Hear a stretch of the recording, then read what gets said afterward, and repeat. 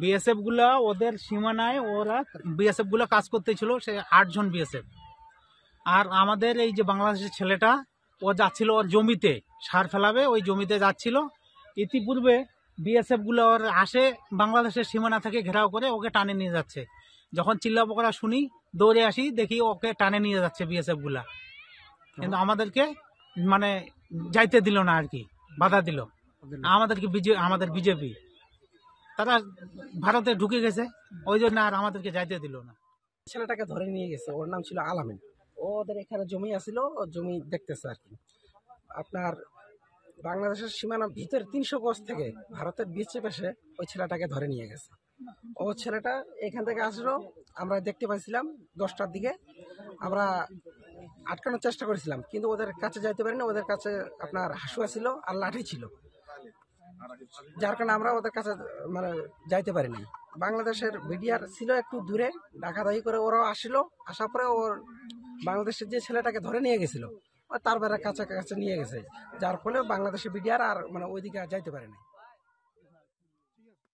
আনুমানিক 10টার দিকে আমাদের কয়েকজন বাংলাদেশি আপনার ভারত থেকে আমাদের দেশে তারা আসে আর কি, কোনো রকম বৈধ কাগজপত্র ছাড়া।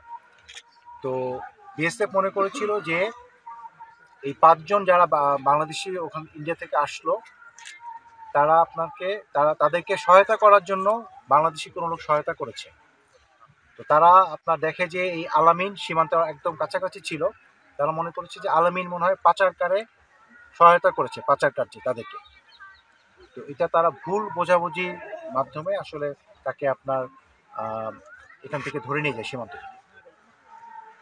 তো এটা পরে তারাও চেক ব্যাক করছে, আমরাও কনফার্ম করছি যে আলামিন আসলে একজন সাধারণ এখানকার খেটে খাওয়া লোক, সীমান্ত এলাকা তার বাসা। তো তার এটা বোঝার পরে আলামিনকে আমাদেরকে এখন এটা 10টার সময় তাকে নিয়ে গিয়েছিল। এখন আমরা বাজে 4:15 এরকম এই সময় তাকে আমরা বিএসএফের কাছ থেকে পতাকা বৈঠকের মাধ্যমে, ব্যাটালিয়ন কমান্ডার আসছিলেন, পতাকা বৈঠকের মাধ্যমে তাকে আমরা নিয়ে আসলাম। আপনার এই এটা আইডেন্টিফাই করাটা খুব ডিফিকাল্ট। ওরা কিছুটা বাংলাদেশের মধ্যে চলে আসছিল, এটার ব্যাপারে আমরা তাদেরকে কড়া প্রতিবাদ জানিয়েছি যে কোনোভাবেই আপনারা আমাদের দেশের সীমানা, আন্তর্জাতিক সীমা রেখে যেটা আছে যদি ক্রস না করে, তাদেরকে বলা হয়েছে। কমান্ডেন্ট আসছিল মানে যে এখানে 90 অফ বিএসএফ ব্যাটালিয়ন যেটা আছে, এই ব্যাটালিয়নের যে অধিনায়ক আপনার শ্রী বিপিন কুমার উনি এসেছিলেন। জানেন যে বিজেপি হচ্ছে আমাদের দেশের সীমান্তের নিরাপত্তা এবং আস্থার প্রতীক। এটারই কিন্তু একটা আপনারা দেখলেন এখন। হ্যাঁ, তাকে আপনার একটা ভুল বোঝাবুঝির মাধ্যমে কিন্তু বিএসএফ তাকে ধরে নিয়ে গিয়েছিল, এবং সেটা কিন্তু আমরা তাকে অতি দ্রুত সময়ে তাকে আমরা আবার কিন্তু ইন্ডিয়া থেকে আমাদেরকে নিয়ে আসছি।